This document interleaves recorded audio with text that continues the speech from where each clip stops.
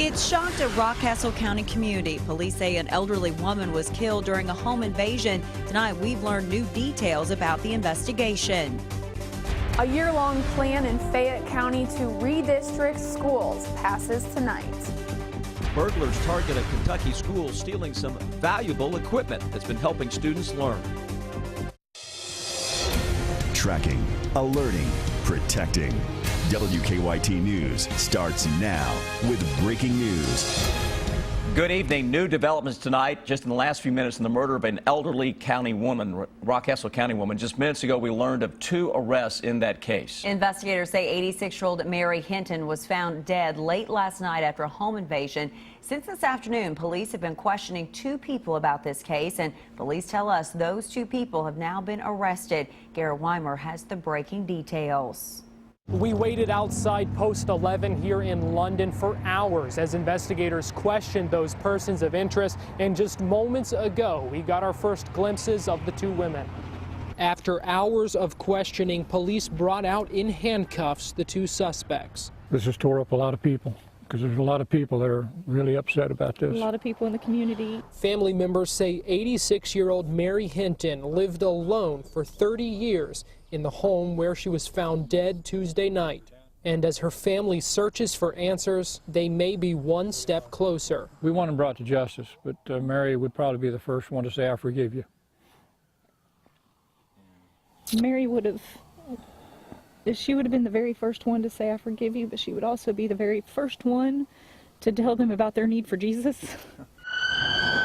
Trooper Lloyd Cochran says police caught up with 2 persons of interest here in the northern part of Rockcastle County after the women led them on a chase through the woods. Cochran says officers used canines and a helicopter to track them down. We take every death investigation and murder investigation very seriously, and we try to get it, solved if possible as quickly as possible.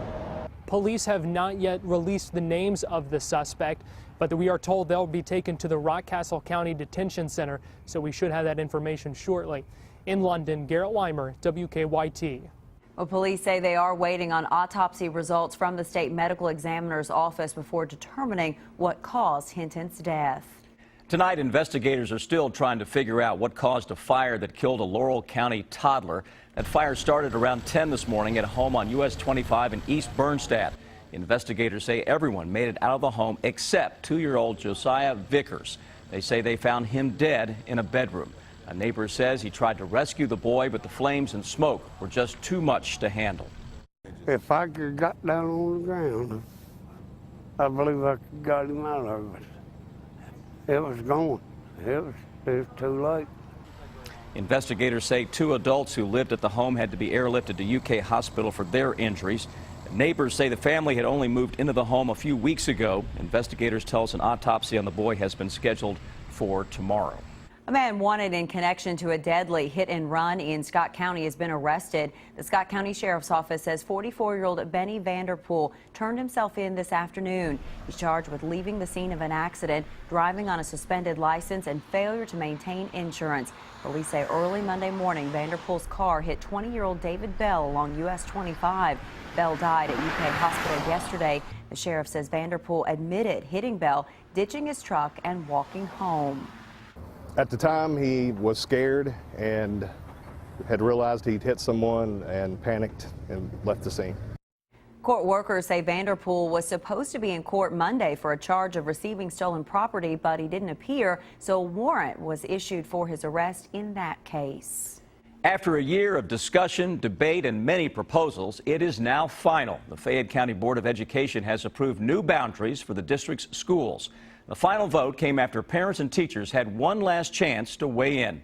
As Monique Blair tells us, new at 11, more than 1,000 Fayette County students will soon be switching schools. I do understand that rezoning is important. We do have growth. However, if you go back and look at the data that has been produced, we're just kicking the can down the road. Wednesday's meeting began with more than a dozen parents voicing their concerns over the proposed redistricting plan that a committee has spent the past year developing. We don't understand why these students are being removed. I can't understand why they're being redistricted there.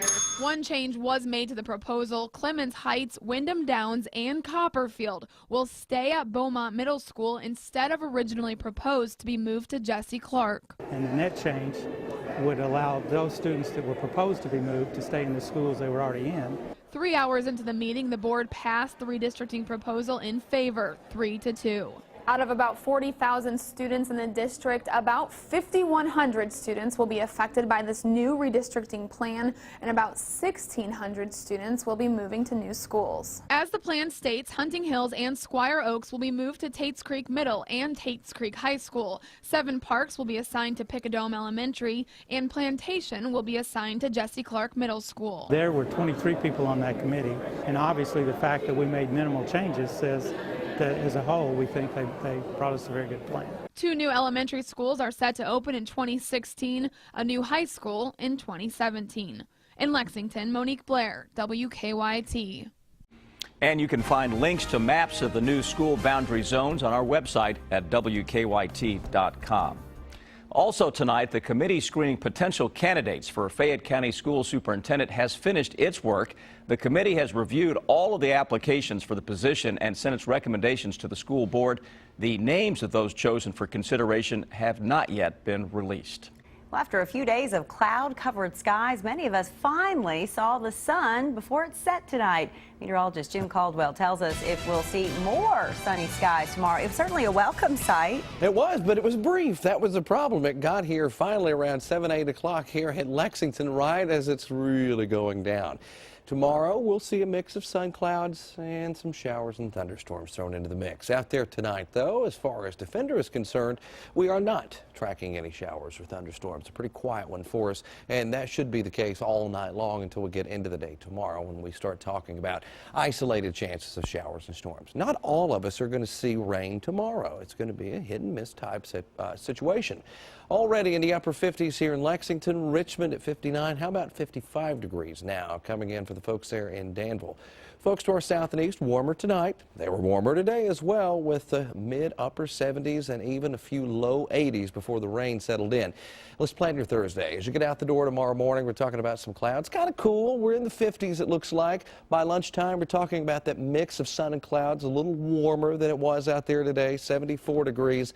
And then I think we'll max out in the upper 70s with a few showers and thunderstorms also drifting into the area. We will track it hour by hour coming up for you in just a few minutes. A federal judge says the Social Security Administration has until tomorrow afternoon to respond to a motion filed on behalf of people whose disability benefits were suspended. Last month, around 900 people, most of them in eastern Kentucky, learned their benefits were suspended. All of them are former clients of Floyd County Attorney Eric Kahn. The government claims Kahn used fraudulent information to secure those benefits. The motion seeks an injunction that would allow Kahn's former clients to continue receiving disability payments until a government review process is complete. A separate hearing is scheduled tomorrow in Floyd County about an order preventing Kahn from destroying any evidence. New tonight, burglars stole thousands of dollars worth of computer equipment from a Kentucky school. Employees of Anchored Christian School in Bowling Green say when they showed up to open the preschool this morning, they found windows smashed in. School leaders say the burglars stole 15 tablets along with money from the school's safe. They also say doors and walls were scratched all throughout the building. The principal says the crime is hard to explain to the school students. When they, learned that the tablets and everything were gone, it's just kind of sad. I mean, you're 4 years old and you really shouldn't have to know that there are those kind of people out there that would take advantage like that. School leaders say the burglars also cut wires to the building's security system. So far, police have not made any arrests. In the last few days, some of you have told us you've seen bears around central and eastern Kentucky, and tonight we received an eyewitness picture of a bear running across the road in the Big Creek area of Knox County. This comes a day after bear sightings in Moorhead and in Madison County. Kentucky Fish and Wildlife say that June is the start of bear mating season, so that's why you may see more bears right now. They're just roaming, and once they get kind of west of Daniel Boone, you get a lot more contiguous forest, so you get a lot more open fields, and so the bears become more visible. Fish and Wildlife say the only recorded bear attack in Kentucky happened in 2010, but the person was not seriously injured. It is illegal to feed bears. If caught, you can be fined up to $1,000. Tonight, police have arrested a man they say was driving drunk when he crashed a garbage truck. The Scott County Sheriff's Office charged 45-year-old Johnny Gentry with DUI. Investigators say his blood alcohol level was 3 times the legal limit. They say that early this morning, Gentry lost control of the garbage truck on Wood Duck Lane and hit a retaining wall, causing the truck to flip. People who live nearby say he was trapped after the crash. The driver was moving around inside of the cab but couldn't get out. And so my wife told him to just stay still, and they had called for help. Rescuers had to cut open the windshield to get Gentry out of the truck. Investigators say he had been working for about 2 hours before the garbage truck crashed. Tonight, investigators believe a body found in a Boone County creek may be a missing 88-year-old Ohio man. Boone County investigators say they found the badly decomposed remains in a sleeping bag this afternoon not far from Union. They're still working on a positive identification. Police say 2 people have been arrested in connection to the case. The man had been reported missing last week.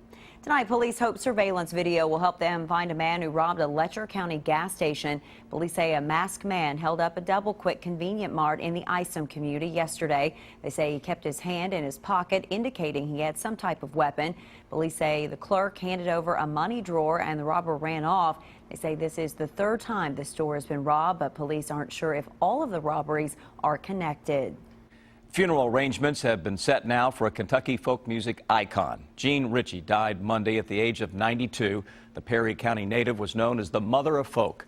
She received recorded more than 35 albums, won the 1977 Rolling Stone Critics Award, and wrote many books. Ritchie's visitation will be at Union Church in Berea from 2 to 4 Sunday afternoon. A memorial service will follow at the church at 4 o'clock. She's expected to be buried next week in Perry County.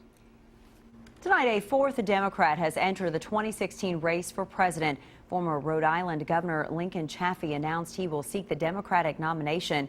Former Secretary of State Hillary Clinton is still considered the front-runner for the Democrats.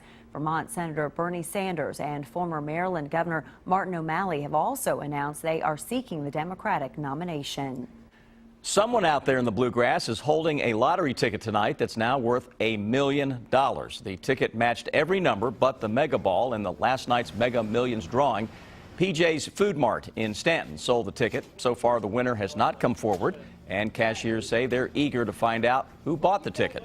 This is so positive for this town. I mean, everyone in this community is a loving community. I mean, everyone's family. The store will receive $10,000 for selling the winning ticket. That will be one popular member of the community. I'm sure they will be.